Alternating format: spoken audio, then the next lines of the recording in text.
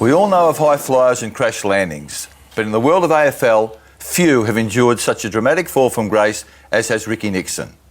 A former player who became the founder and driver of the groundbreaking player management business Flying Start, his life degenerated to embarrassment, shame and public ridicule in recent years. All of his own doing, according to public opinion. Welcome, Ricky. It's a bleak picture, isn't it? It is, Mike. Your marriage, your business, your assets, your reputation, your dignity. Yep. All gone. Yep. It's a big basket, isn't it? It is. And I mean, that's a pretty stark statement for a bloke to say to another bloke face to face. How do you feel about that?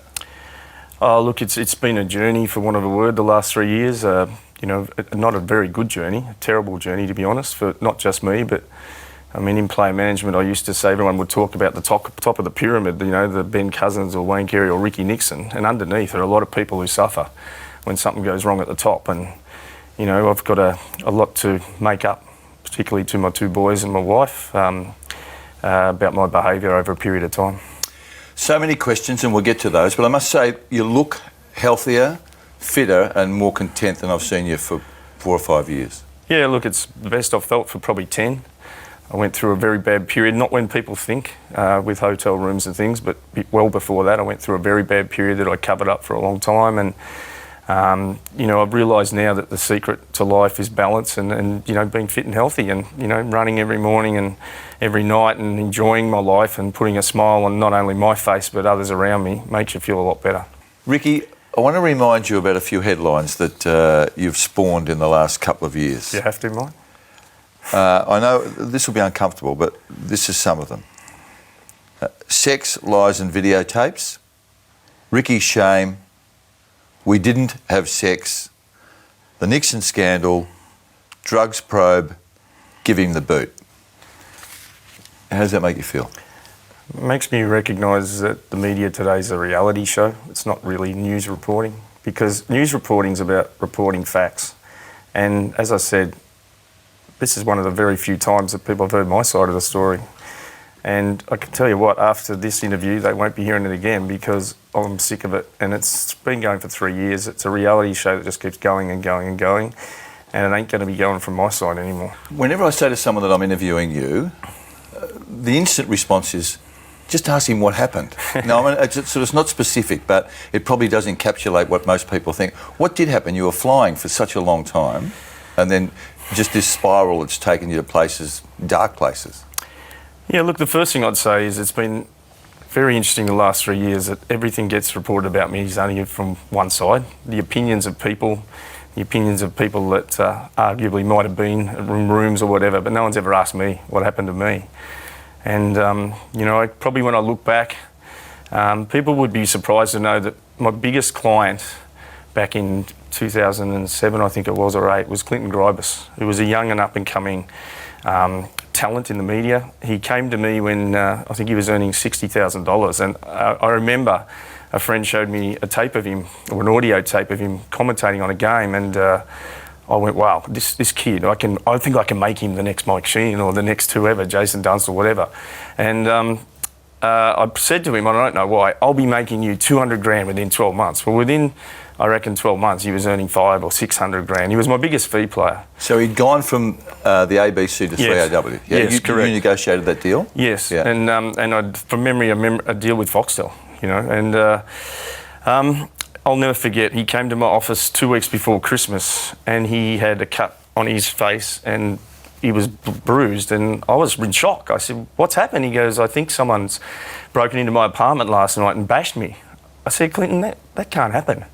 So we went back to his apartment and looked through the apartment and didn't seem to be any signs of entry. But on his balcony, and it's always good in hindsight, was blood on the edge of the balcony. And he lived on doesn't matter, the 7th, 8th, 10th floor. He was on City Road, wasn't he? He was on City Road. Yeah. And in hindsight, looking back now, he must have fallen in his sleep and hit his head. So I sat him down and said, look, I'm no doctor, but this just doesn't seem right to me. In fact, you can't remember it, you're sleepwalking. I think you should go and get a check. And I actually did a bit of research myself about sleepwalking and why people would not remember and why you would be doing that. And anyway, I met him a few days before Christmas and I said, how'd you go with the doctor? And he said, yeah, the doctor said, I'm all fine. A week later, I was lying on the beach at Point Lonsdale next to my wife, and my phone rang, and I looked at it, and it was Graham Mott from 3AW. And I turned to my wife, and I said, "Clinton's dead." And she said, "What?" I said, "Oh my God, Clinton's dead." And I said, "Graham," he said, "Ricky, I've got bad news." Now, I don't know why I thought that. And to this day, it haunts me that I didn't follow up if he went to the doctor or not. I know I probably shouldn't blame myself, but, you know, could I have stopped anything like that? Probably not. But then, But he was a young, fit-looking man, wasn't he? Yep, he was early 30s. In fact, the irony of this a bit was that the coroner at the time was at a holiday house where I was next door, and we were having a barbecue not long after, and I asked him what happened. We all want to know why he died or how he died, because he died in his sleep. And the answer was that basically 2,000 men under 30 die every year in Australia. You just die. Your heart just stops. There's no real reason. So there was no finding after the There was no autopsy? finding, and one of the reasons was to get a proper finding, they probably had to keep his brain for several months, and the family, and it's their decision, decided that was his whole life, his intellectual property, his talent was his brain, and that they wanted him to be buried with his brain, and I can understand that. Unfortunately for me and a good friend of mine, Lorena, who was at the time the girlfriend of Clinton, and they were to be married, a dispute started between the family and Lorena, and I got caught up in that, and it went for well past 6 to 12 months, and it changed my whole outlook on people a lot. I just felt that here I was busting my balls for players and girlfriends and families and everybody around town 7 days a week, and like they just doing my head in. And I drove to the office that this day I can remember it as clear as anything, and I just drove straight past. And I went down to Point Lonsdale where I had a holiday house, and I just locked the door and I stayed there for 4 or 5 days, and that was the start of the downhill. Do you think that you were actually cooked at that point? No. Look, I'd never been a big drinker. I'd never taken drugs in my life up until I got into my 40s, which would surprise some people. I was the most anti-drug person in the world. My friends, while I was playing AFL football, smoked joints, and like everyone does at uni, I never touched drugs in my life. I hated them. But, you know, I fell for it when I got in my early 40s, and we can probably come back to that. Yeah, we will come back to that. Because in the broader picture, there was a song in the 70s called Sex and Drugs and Rock and Roll. Yep. You could do a contemporary version of that, couldn't you? Well, I think too... that's the public perception. Yeah, look, it is a public perception, and, you know, I see it now on social media. People have a perception, party boy and out and about, and it's a perception thing more than anything. I mean, my friends will tell you that know me really well, I like nothing more than being at home on my own. But you could have fooled a lot of people on that front. Look, I'm a person who loves life. You know, I want to live till I'm 250. I hate the thought of dying, even though I've given it a good crack. Well, I tell you what, you must have got pretty close to it in the last 5 years. Well, there was twice I was dead. Once and twice I probably was seconds off being dead. Tell us about those situations. When the hotel incident happened... this is with the so-called St Kilda schoolgirl, correct? Once again, contrary to what's reported in the media that I fled the country and everything, I was already going to Ireland. I go to Ireland every late February to look at the talent. They play university games over there. So I thought I'm going to get out of here and try and sort this out in my head. But, you know, I was bamboozled by what had happened a lot, because I was drugged in a hotel room. And I didn't know. You were drugged, what, self-administered or inflicted upon you? Inflicted upon me. And I have evidence to support that now. And I went overseas. So this is the night when that infamous picture was taken that appeared in the Herald Sun, correct? Yep. Okay. Yes. Yep. So I got on a plane, and to get to Ireland, you've got to go through the UK or through London, Heathrow. When I got there, a good friend of mine, Matt Tripp and Paul Stokey, who have been very good to me through this period, basically said, stay here, don't go to Ireland, the media will be there. So unfortunately for me, they left the next day. They were there on business, and that was 10 days of an absolute blur. I took a drug that I'm not going to go into what and how and everything else. It doesn't serve any purpose. We're in London when you took this drug. Yep. And I'd never taken a lot of it before that, but I took a lot of it in the next 10 days. Well, I've got to ask you this. Was it cocaine? It might have been, yeah. Okay, so you took the drug. Yep. Yep. And, you know, my wife and everyone was very concerned, and my staff. At one stage, the hotel had to break the door down to see if I was alive. And one night, I was in such a state about what had happened and what I'd done to my family, and what the media had written and said, and just were making it up, essentially, because they had no fodder from me, that I walked out onto the Thames across a bridge and I stood on it and I was going to jump, and it's happened to me twice. My wife saved my life. She rang, and I was looking down. Just by chance? Well, chance, I suppose, yes. It wasn't like it was planned. She'd been ringing me for days, but I hadn't answered. I don't know why I answered that night. Was this a drug-induced stupor for 10 days, was it? I think it was everything. It wasn't much alcohol. It was a drug-induced stupor, but it was more a breakdown. I was at the point where I was actually totally broken person. And when I looked down, and this will haunt me for the rest of my life, when I looked down at the water and I was about to jump, my two sons, Lewis and Mitch, are looking up at me saying, Wow. Don't do it. And I just said, I've got to go. I've got to go. And she rang and I said, I was like this. So you're on the bridge? I was on the bridge and I said, what do you want? Stop ringing me, sort of thing. And she's like, you're going to get a phone call from Rod Butters in a minute. You bloody answer it on behalf of your kids. You just do it. And she hung up. And I'm like... And I just, before I knew it, the phone was ringing. It was Rod Butters. And I knew Rod, not well, but knew him. And Rod Butters is the former St Kilda president. And, what was said between Rod and I really can't remember greatly. All I do know is Rod talked me off the bridge. And he talked me into getting back on a plane and coming back to Australia.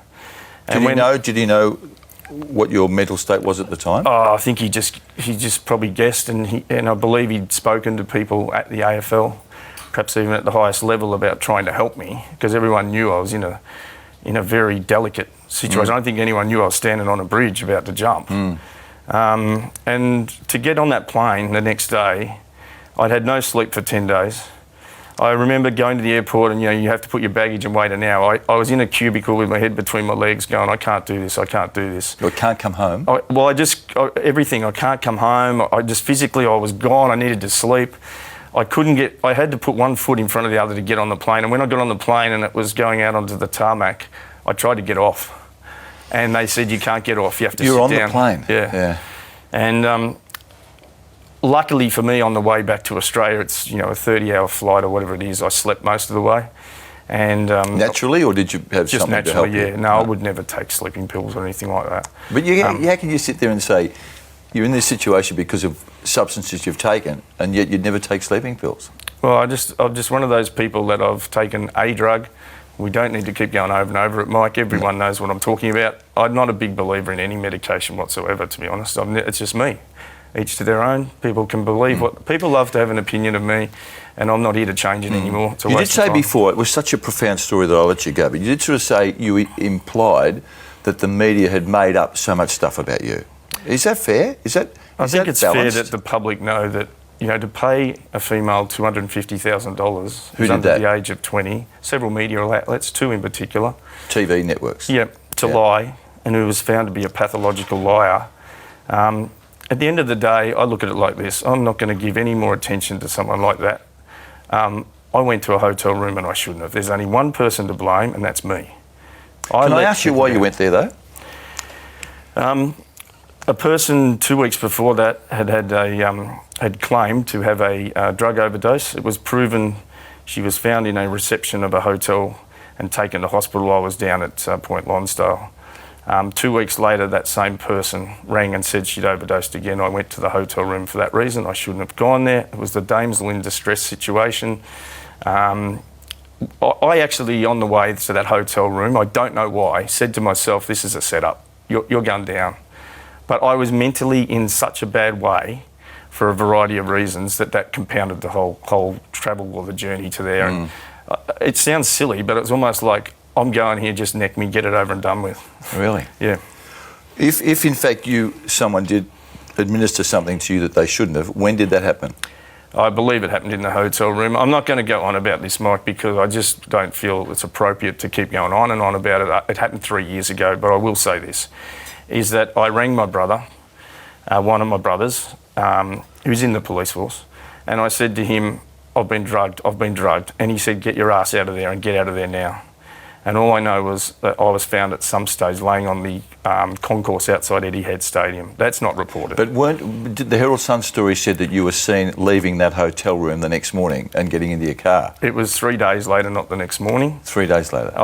My wife will verify I was at home. I went back to the hotel room because my car was in the street. I berated a certain female in the reception area. I then went to get in my car and was photographed getting into my car. You'd have to ask yourself the question, why was that person there taking photos of me unless they'd been rung? Is that a setup? You have to also ask yourself this question, why would that person ring that certain female at 2 o'clock in the morning and ask to go and see her when you're in the presence of the person? So let's identify some people here. You're talking about a journo ringing the St Kilda schoolgirl. Is that what we're talking about? Yep. Yeah. So do you think there was a conspiracy? Well, I think the best thing to do is leave it up to the public to decide that. I really can't be bothered spending one more second of my life on it. Okay. Tell me how you felt when you saw Mitch Duncan and Jimmy Bartell dressed up as Ricky Nixon and the St Kilda schoolgirl at Mad Monday. I thought Jimmy looked pretty ordinary in that green frock, but Mitch undies. Mitch looked all right. Ironically, they were exactly the same undies, I think. I've still got them. Someone offered to buy them off me one day. Oh, you're kidding. Yeah, no, it's true. I was going to donate them to charity, but anyway. What was funny was, it's an important part of the jigsaw in the last 3 years, is Steve Johnson and Andrew Mackey, who I didn't manage at all and never have. I met them socially many years ago and they became good friends. And through a lot of this, they've been very supportive to me. In fact, when I was at Point Lonsdale, and in a very, very bad way, they came and saw me. And to do that said to me, that's why that club's great. And Brian Cook and Neil Baum have been very supportive of me, and Cookie's been great, to be honest. Spent time with me. But back to the boys, so I don't know whether it was Mackie or Johnson sent me a text saying, hey, Chicken, the boys are dressed up as you. I didn't know anything about it. And the media were ringing my phone. I'm like, I didn't know what it was about. They said, here's Jimmy's number.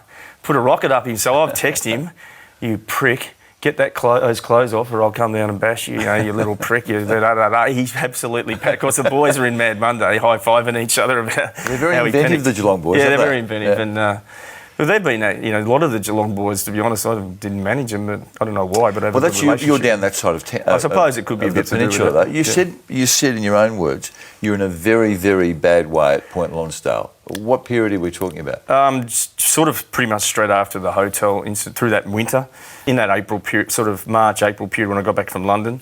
I was at Point Lonsdale, the media outside 24/7 up in trees and all sorts of stuff. I mean, you'd hate to think if you'd actually murdered a busload of nuns, wouldn't you?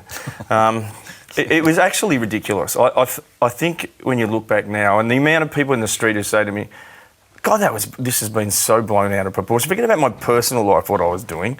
You went to a bloody hotel room. Who hasn't done that? But back to the point, in your own words, what was that term you used about inappropriate? No, I didn't use it. The Herald Sun used it. Well, you agreed to that, did you not? I agreed to it because I stupidly agreed. They told me that they wouldn't play the video that they'd shown her if I agreed to using the word inappropriate, and if I agreed to saying I took alcohol to the room, which I didn't. You did not? No, I did not. And that's another absolute load of crap. So you didn't take alcohol to the room, as reported, and you didn't, it wasn't your creation, the inappropriate. I'll tell you something else about that hotel room, but I'm going to keep short and sweet. There was an 8-month police investigation, right, that didn't find that I'd done anything wrong. Yet the Players Association held an impromptu tribunal hearing that I didn't get a chance to say anything out. I was denied natural justice. And David Galbally, grandstanded the whole time and did a report that said in it, Victorian police had provided him with information. Now, I ask the question, in any private business, where do the police provide information from a current investigation to a private business? I mean, that just doesn't happen anywhere in the world. That's how much everyone got caught up in it. And people wanted to put badges of honour on their chest and everything else. I've got to ask you one more question on that, even though you're tired of this topic. If you say, No, we can go on for years about it if you want to. But you said, you're in the paper saying you accept that you had, in fact, you said that you had inappropriate dealings with the 17-year-old girl. Correct. I said that because it was a deal struck on not putting the video online. What we didn't know at that time, and you didn't, and neither did everybody else in this studio, is that Twitter and Facebook and everything was about to explode, and that there was no way that wasn't going to go viral, that video, ever. So that was one of the stupidest decisions I ever made, was agreeing to use those words. They're not my words. Yes, I was quoted on them, but they're not what happened. Well, okay, she says that you had sex. I don't care what she says. No, mate. but this is the problem. She says that you had sex. I read in the paper that you say you've had inappropriate dealings with her. Therefore, conclusion, I think Ricky Nixon's probably had sex with her. Yeah. Next question. Now, Mick, before I go on, Mike, though, look, in fairness, we do say stupid things sometimes, all of us. I mean, I've had friends who say that Alistair Clarkson was going to the West Coast Eagles. So, Mike, I know that we all make stupid mistakes. Geez, Ricky, okay, let's move on. I interviewed you 10 years ago for the Herald Sun. Yep. One of your quotes was, in fact, in that story I said you'd have a much more profound impact on football as an administrator than you did as a player. In a variety of ways, Mike. Your quote was, my vision is that 10 years down the track, all my players are set up for the rest of their life. Yep. Now, I think a lot of them were. Not all of them, but did you forget about yourself in that equation? Yeah, look, it's something that, I think everyone would be able to appreciate that you have ups and downs in life. My dip and my fall was pretty big. Yep. You don't get much bigger. But at the end of the day, you either do something about it or you go away and hide, and I like to do something about everything in life. So, look, it was a big fall, but... in the end, I started to do something about it. Let's paint the picture. You're married, you've got a big house in Kew, you've got 2 boys, your business is flying. What sends a bloke from that situation into this downward spiral? Some psychologists who did a report on me, an assessment, was sort of interesting. That it's like, okay, let's just go through your life, and I'm not going to spend 10 minutes telling you, but it's like, okay, you went to primary school, you were captain of the footy team, captain of the school, you're academically very good, you fly through VCE, you get recruited by Carlton at 17, you go to a footy club that wins 3 premierships in 4 years, you marry the most beautiful girl on the block and have 2 great kids in a big house and everything else, and then you play AFL football, then you become a manager and you manage all the big stars. Gee, nothing too much has gone wrong, has it? I said, no, it hasn't. And they said, we know what's wrong with you. I said, what? Tell me, because I want to know what's wrong with me. You didn't have any more mountains to climb, did you? And that resonates with me. Do you believe that you've done it all, do you? That's I a believe... positive picture, but you haven't actually split the atom, or you haven't... I mean, you've been a successful sportsman and gone into business and made a success of that. Are you entitled to say, I've done it all? I wouldn't say you've done it all. I mean, I think someone like me has got a massive amount of adrenaline. I don't like sleeping because I believe it wastes half your life. And I'm serious. I don't treat that as a joke. It's a waste of time sleeping. I just like doing things. So unless you stimulate my brain, I started to use other stimulants, which were wrong. I've now found things in my life that stimulate me way better. Laughing makes me, stimulates me, running, being healthy, eating good food, having friends around you that are good friends. Not friends who are patting you on the back, like some footballers get, and they start to go down a track that's the wrong track. But you had all of that, and then you blew it. Yeah, I did.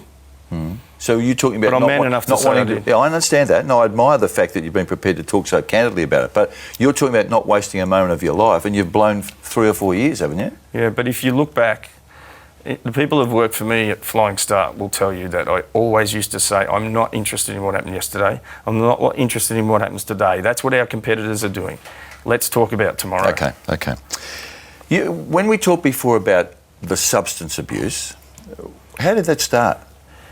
To be honest, I can't remember. I think it's... You will remember. You're anti-drugs, in your own words. I can You're remember clean when liver. and where. I mean, it's a situation where I don't need to say the venue, if you like, for want of a word, but someone saying... Was it a pub or was it a... It was in some person's house saying, try this. And I'm like, I don't do that stuff. But like a lot of us, and I've heard a couple of footballers who've been victims of this, it's you take one, it's suddenly you want 2 and you want 3. And, I've learnt now to say no. And you've got to say no. I'm not going to keep dwelling on it, Mike. The thing I will say about this, about drugs, is this. Is you've taken one, you've taken 1,000. People are fascinated by drugs. They love to hear stories about drugs. They don't want to hear about the number of times you went to the hospital and helped the kids with cancer. And I don't think it's appropriate to keep going over and over it again because it doesn't do my 2 sons much good. No. And they want to see their dad up and going again. Okay. But I know this is raw and brutal, but it's a situation of your creation, isn't it? And it's part of your public persona now. Yeah. Are you prepared to tell me the last time you took a substance that you shouldn't have? I couldn't tell you. I wouldn't know. What is it, days, weeks, months? Oh, it's months. Years. Months, yeah. Probably possibly years. Yeah. Is it? Yep. Can I ask you one more? Yep. Sensitive issue, but were you addicted?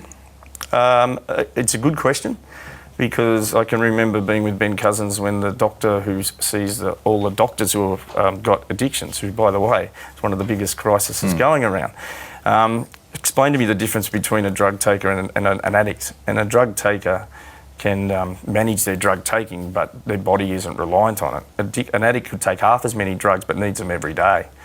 If you're dependent on it to get out of bed, as a friend said to me, if it affects your work or it affects your personal life, you're addicted. Okay. And in the end it did. So I was addicted.